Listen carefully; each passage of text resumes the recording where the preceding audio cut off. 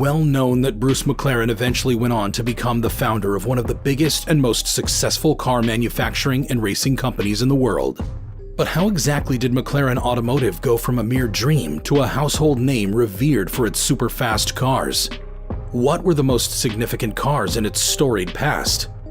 We thought we would look at the abilities and achievements of the McLaren brand by answering these questions, and many more you might have about McLaren's history. So stay tuned. The McLaren story starts with its owner Bruce McLaren, who set a place for himself in history when he joined Cooper's racing team and won the 1959 Sebring Grand Prix. In doing so, he became one of the youngest drivers in Formula One history to win a Grand Prix at only 22 years and 104 days old.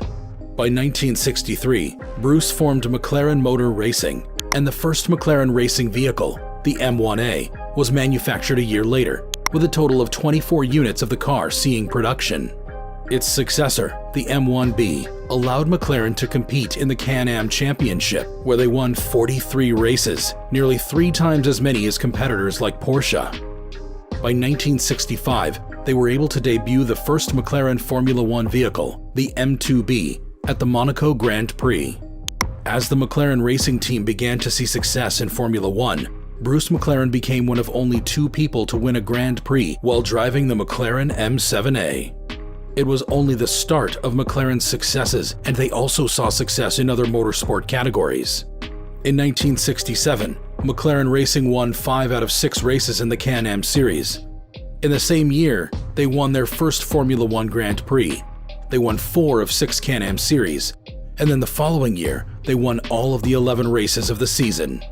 After his successes in time in the F3, McLaren was constructing and testing a prototype M6 GT, registered OBH 500H, a light sports vehicle with an estimated peak speed of 165 miles per hour and a 0 to 100 mile per hour time of 8 seconds. Unfortunately, Bruce died in a vehicle accident, testing a prototype in 1970 before the project could be finished. When Bruce died, Teddy Meyer took command and guided the team to their first F1 Constructors title in 1974, as part of the newly created Texaco Marlboro McLaren Super Team, led by Emerson Fittipaldi in the iconic M23, that had a 3-inch longer wheelbase that gave it improved weight distribution from being fitted with a new bell housing spacer between the engine and gearbox. McLaren swept both the Constructors and Drivers titles that year. 2 years later, James Hunt won the Drivers' Championship for the second time, also starring in the M23. The McLaren racing team merged with Ron Dennis Project 4 Racing Squad in 1980. John Bernard, a designer interested in employing carbon fiber composites, was brought back by the merger, and he immediately set about introducing a full carbon fiber racing monocoque with McLaren, the first of its kind in motor racing. Carbon fiber had previously been employed in aerospace applications, but it had never been used in a complete race car monocoque, making McLaren a pioneer in this field. John Bernard would also go on to pioneer the semi-automatic gearbox.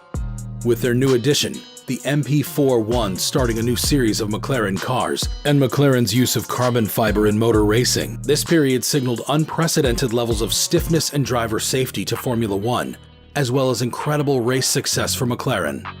In 1984, McLaren sent its racers, Niki Lauda and Alain Prost, into the Formula One season in the MP4-2, which featured a shorter engine and the larger 220-liter fuel cell.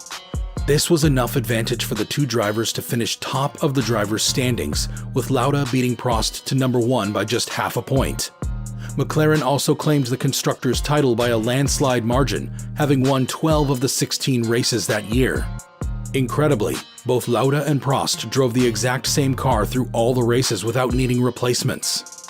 The next year, it was Prost's turn to claim the driver's title, as he stayed ahead of the pack in McLaren's upgraded MP4-2B, which helped McLaren to another Constructors' title as well, despite its best driver from the previous year, Lauda, being injured for most of the season. McLaren wouldn't win another Constructors' title until 1988, with the introduction of the MP4-4 and its 1.5-liter Honda RA168E V6 turbo engine, which was capable of putting out in excess of 700 brake horsepower. McLaren won an unmatched 15 of the 16 races that season. And new boy Ayrton Senna picked up the driver's title despite having been disqualified in one of the races. They went on to win 4 more Constructors' Championships, all with variants of the MP4 series. In 1989, they won with the MP4-5, 1990 saw another win with the MP4-5B, and 1991 they won with the MP4-6. They won their last Constructors' title in 1998 after they had ended their partnership with Honda and started a new one with Mercedes. Their last championship-winning car, the MP4-13, was fitted with a Mercedes V10 engine that helped them to 9 of 16 race wins. In 1988, Ron Dennis, the team principal, and South African designer Gordon Murray began developing a new car for the road in August 1988, and it was finally unveiled in 1992. Ironically called the F1 road car, it was created after McLaren expanded into road car manufacturing. The supercar, which featured a novel 3-seater design with the driver sitting between and slightly forward of their passengers, sold for £600,000 and was limited to 106 units. To buy one today, you'd probably need around £10 million. Over the next few years, they released more models of the F1, with the race car, LM, and GT versions hitting the market between 1994 and 1997. The F1 made history as the fastest road car of its era and had speeds of up to 240.1 kilometers per hour. Not a single production car could match that pace until 2005, when the Bugatti Veyron was introduced to the market. Later, the company partnered up with Mercedes-Benz on their next road car after the F1 series. That car was the incredible McLaren Mercedes SLR, which accelerated from 0 to 60 miles per hour in as little as 3.3 seconds, generated 626 PS, and was miles ahead of its time when it was released in 2003. The collaboration with Mercedes ended in 2010 when Mercedes established its own Grand Prix team, and this led to the formation of the brand McLaren Automotive. It was through this new department in the McLaren family that they truly carved a corner for themselves as arguably the most accomplished producers of supercars. It took only 1 year after McLaren Automotive came to be for the first car to roll out. Named after the successful McLaren race car from the 1980s, the McLaren MP4 12C launched with the original, coupe, and GT versions in 2011, making it the first car since the F1 to be independently produced by McLaren. By 2012, they added another to the family, the McLaren MP4 12C Spider. They continued production of the MP4 12 series until 2015, but that wasn't the only thing that kept them busy. In the period between 2013 and 2016, McLaren launched no less than 6 different series and 16 cars in total. These include the legendary McLaren P1 series, the McLaren 650S series, the McLaren 570S series, the McLaren 625C series, the McLaren 675LT series, and the McLaren 540C. McLaren Automotive enjoyed great commercial success with their new rollouts and enjoyed critical success as well, as critics marveled at the quality and uniqueness of each series despite being released within close proximity of each other.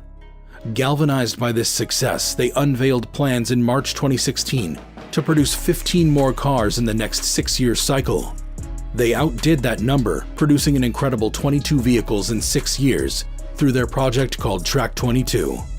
These cars, divided into 9 series, have been heralded as some of the most sophisticated cars on the supercar market. They include the final entry into the 570S series, the Spider variant, McLaren 720S series, the McLaren 600LT series, the McLaren Senna series, the McLaren GT series, the McLaren 620R, the McLaren 765LT series, the McLaren Speedtail, the McLaren Artura series, and the McLaren Elva series. By 2018, they were selling at least 4,806 cars per year, a far cry from the 106 F1 cars sold in the 90s. Through mergers with a number of major players and spin-offs of the McLaren Racing Company and McLaren Automotive, the brand has continued to uphold the virtues held by a man who once built a car from scratch at 15 and won a Grand Prix at 22. Could Bruce have guessed just how successful the brand he nurtured would be? Who knows?